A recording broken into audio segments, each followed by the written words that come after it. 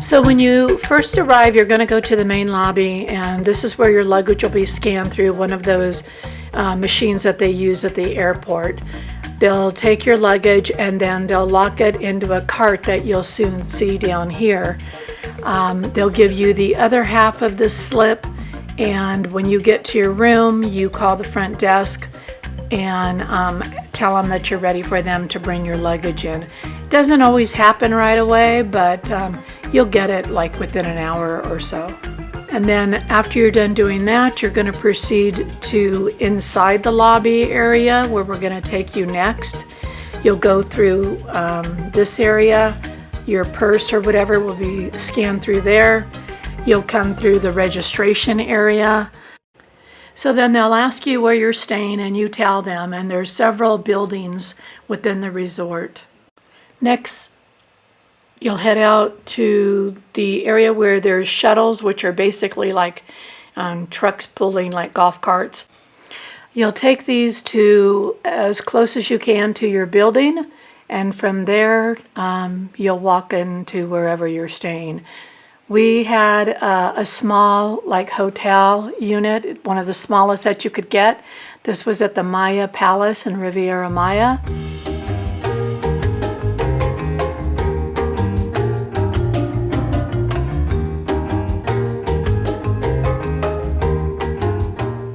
The room is actually called a master room.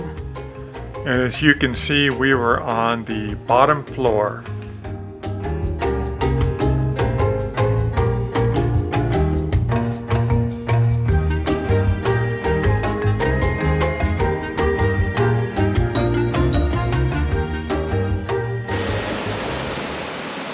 So we headed out the next morning to the beach area at the resort to see what it looked like. And the water, it wasn't too cold, I would say. It was a good temperature. What did you think? Yeah, I thought the water was a good temperature. I will say that the beaches are a little bit rough. In this area, it would be hard to walk in bare feet. Paulette and I both wore our sandals. But other than that, it was a nice beach. A lot of people hanging out there. There was a lot of seating along the beach that belonged to the resort, so that made it pretty nice. When you're walking from one building to the next, this is the path that you'll see throughout the resort. It's pretty nicely done. It's kind of jungle-y looking. Yeah, this was actually a pretty direct route to one building, but now once you go out from that, you'll see these other paths that sort of wind through this jungle area, and they all kind of look the same, pretty much. Very nicely done. The paths are well maintained in terms of the wood and all of that. And they're lit up pretty nice at night too, and there's signs that will direct you to where you're going. Some of them, they kind of like lose you when you get to the end, thinking, okay, now where do I go? So they could get a little bit better on their signage. Yeah, but it was that same way at Nueva Vallarta, Vidanta, when we stayed there too. True. Now we are at the Jade Market. We're going to go inside here and check this out. Now the Jade Market has some souvenir shops in there, but there are also some places to eat, some daily items, a lot of clothing items as you see here. Paulette and I actually got something to eat, and in a minute we'll take you out back so you can see what the view from the backside looks like. And it's also 2 stories. Yeah, there were a couple of restaurants on the top story that we actually did not go into.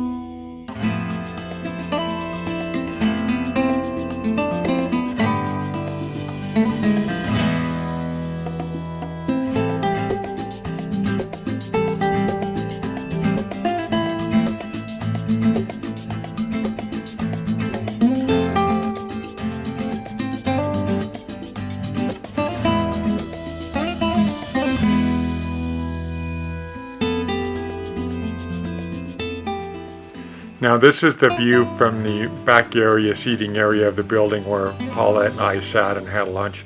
As you can see, it's beautiful. It's got a very tropical environment, as does the resort in general. Very calm and peaceful out here. There was this cool thing that was just sitting there.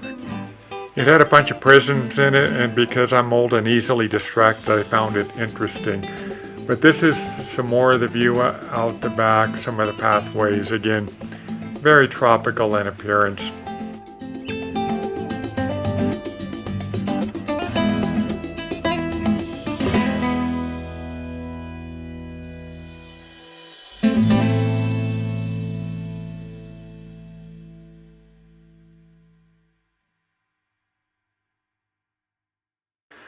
Now these are the pools that were exclusive to the Grand Mayan, the Grand Lux, and the Grand Bliss. How they work, I don't exactly know, because I don't think they stop anybody from going into the pool. But as you can see, again, it's very beautiful.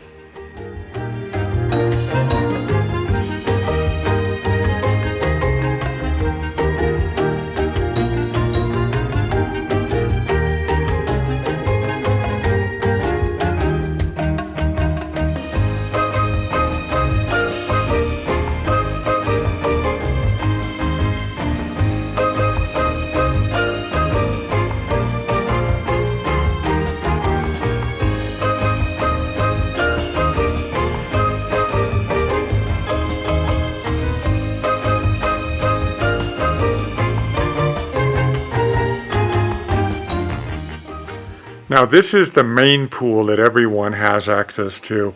Thankfully it was pretty close to where we were staying at the Mayan Palace. There are also a lot of restaurants in this area. There was a swim-up bar actually too, but it was very nice and huge. I couldn't believe how big this pool was.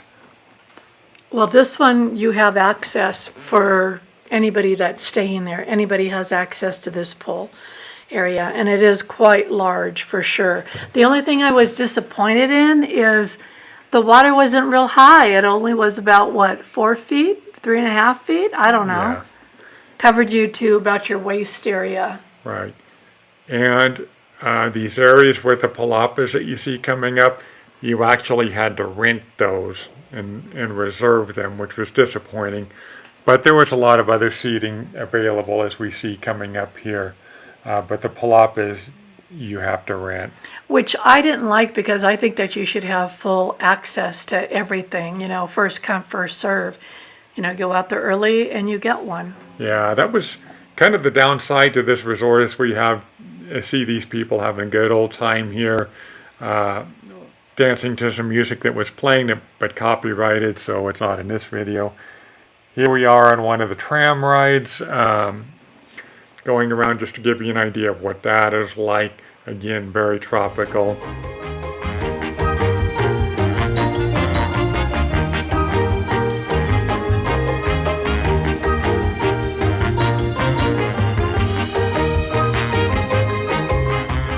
Mark and I went to Del Lago. It's a restaurant that is basically all-inclusive for breakfast. And if I remember correctly, I think the price was about $30 a person, if I'm not mistaken, about 600 pesos. Mm-hmm. And to be clear, it was a buffet-style breakfast.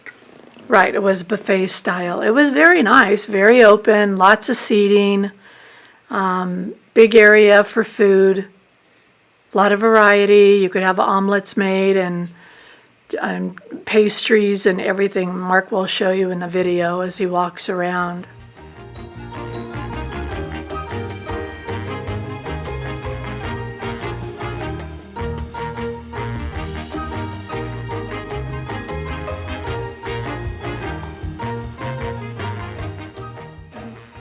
The buffet, it seemed like, had about 100 different things that you could pick from, ranging anywhere from desserts to fruits to cereal for children to meat, omelets, as I had, sausages, just a lot of different stuff, variety, including sushi, actually.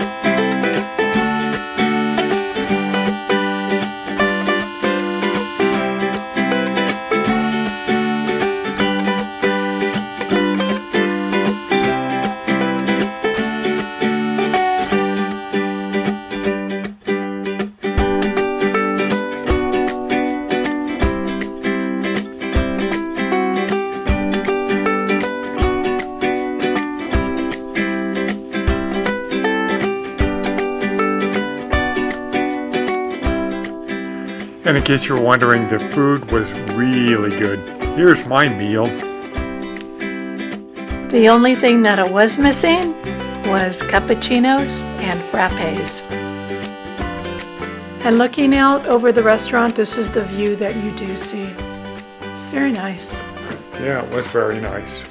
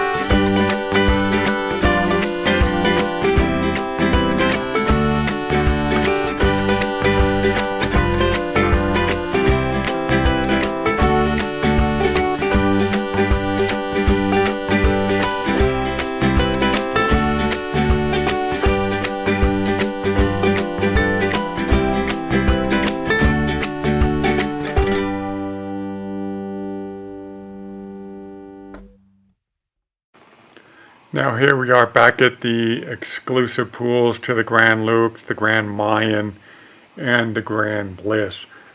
This was a pretty nice area too. We're just looking at it from a different angle than previously in the video. As you can see, it's still all very tropical, a lot of seating. Very nice. Now the pool setup here was a little bit different than what we experienced at the Nuevo Vallarta Vidanta. And at the pools here were a bit of a walk from their resort buildings, whereas at the Vidanta and Nuevo Vallarta, they were right outside the buildings typically.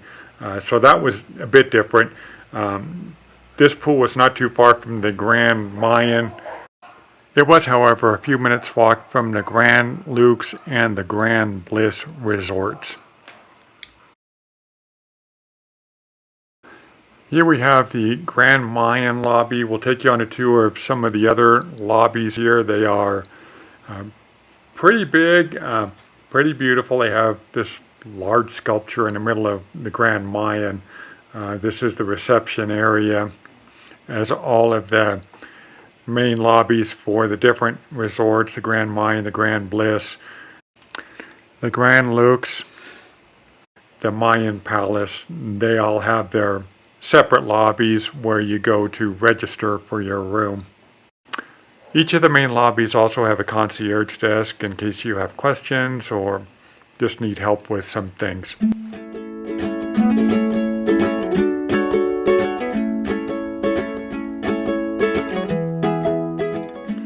Paulette wanted to take one of these planters home, but it took me a long time to convince her it wouldn't fit onto her carry-on luggage. Now these little guys were called Coati, C-O-A-T-I, and they were all over the place, but they weren't very aggressive at all. They were just roaming around looking for food. And they are in the lemur raccoon family of animals. And now we're moving on to the Grand Bliss lobby.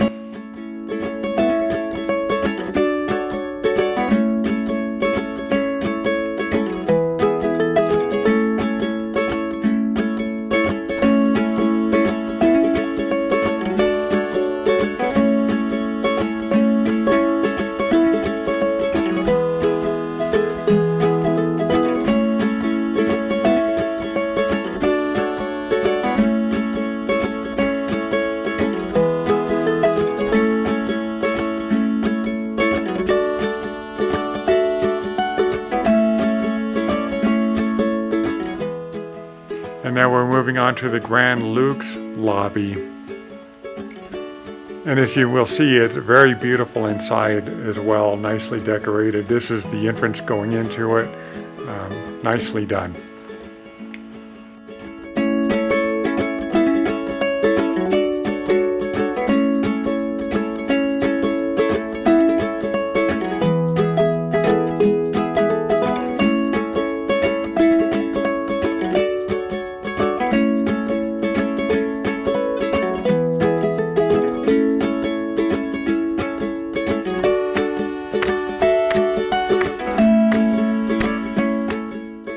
Now here we are back out at the main pool. On the other side, this part of the pool is actually closer to the beach.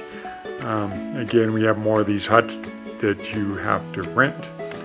Beautiful pool area. I don't know how many thousands of gallons of water it takes to fill this pool, but it was big. And the water was pretty warm, I thought, too. Too warm, yeah. Almost at the point where you get into the water, get out, and then help have the wind cool you off. Well, I think because it's so warm there to begin with, I think the water is naturally heated, by the weather, and it just really needed to be a lot cooler, in my opinion. Next up, we're headed to Salum, which is really the hot spot of nightlife here at Vidanta in the Riviera Maya. There was a lot of stuff going on here. Here we are walking down a beautiful pathway with these lit balls that were really pretty nice. But when we get in there, there's a lot of restaurants, some souvenir shops. There was some live music playing. Now, we were there during the day, and there didn't seem to be much going on. It was pretty much after the sun goes down is when Salum starts to get pretty lively. Now, the resorts located here are the Estates, the Grand Lux, the Grand Bliss, the Grand Mayan, the Mayan Palace, and the Bliss.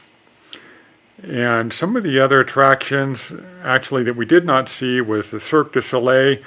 There's a Jack Nicklaus designed golf course. We're not golfers, but we did drive by those, and they look pretty nice.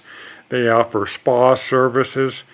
There are 15 world-class bars and restaurants. There's a water park called Jungala. There's 3 meeting rooms.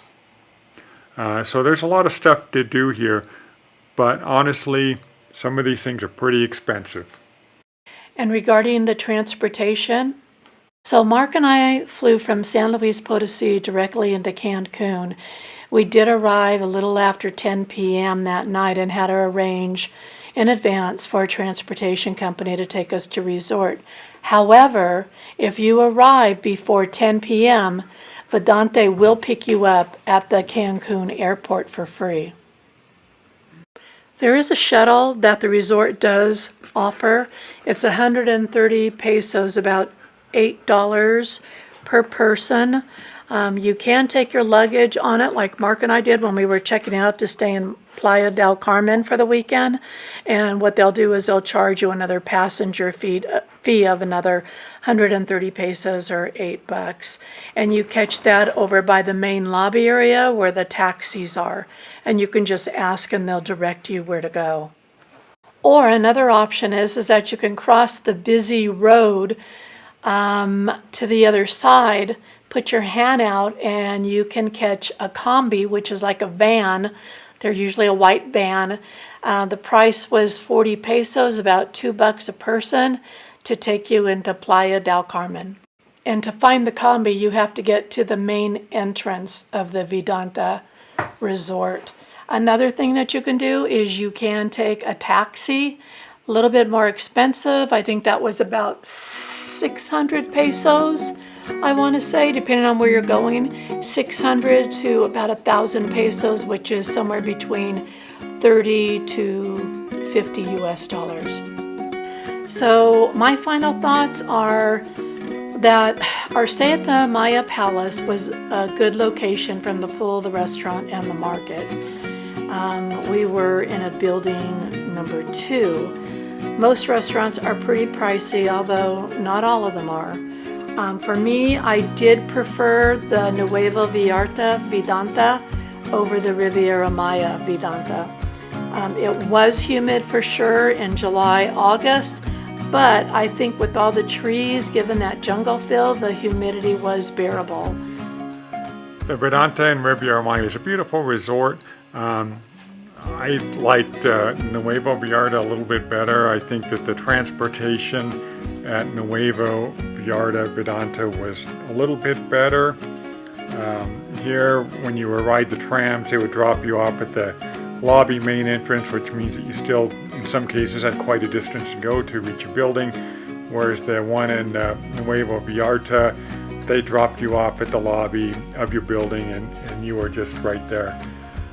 having said that, what we're looking at still is Salum, which is basically the same type of area as the Santuaro area in Nuevo Vallarta, but I would say that the entertainment at the Nuevo Vallarta resort was better. And I got to agree with that 100%. Would you go there again? Well, I don't like humidity and I don't like really hot. That's one reason that I don't live near the ocean. However, would I go there again? Probably not. I think that I've had my share for a week there. Yeah, I don't know that I would go there again either. I like the Vidanta at Nuevo Vallarta better, and there's still a few other Vidantas that we need to try out. Riviera Maya personal air conditioning system. If you like what we're doing, we hope that you will consider subscribing to our YouTube channel. We also have a Facebook page called The Two Travelers in Mexico, where you have to answer 3 questions, and it is a private group.